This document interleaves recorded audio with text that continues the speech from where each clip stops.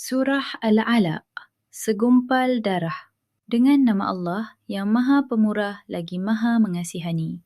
Bacalah, wahai Muhammad, dengan nama Tuhanmu yang menciptakan sekalian makhluk.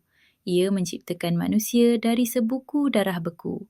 Bacalah, dan Tuhanmu yang Maha Pemurah, yang mengajar manusia melalui pena dan tulisan. Ia mengajarkan manusia apa yang tidak diketahuinya.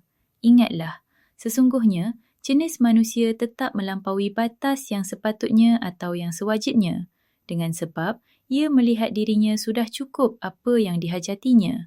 Ingatlah, sesungguhnya kepada Tuhanmu lah tempat kembali untuk menerima balasan. Adakah engkau nampak baiknya orang yang melarang? Seorang hamba Allah apabila ia mengerjakan sembahyang?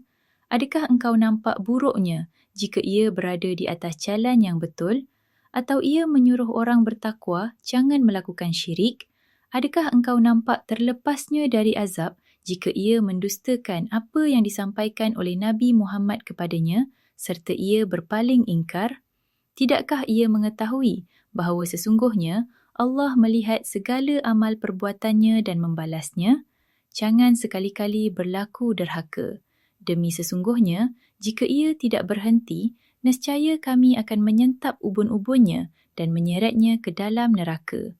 Ubun-ubun orang yang berdusta yang bersalah.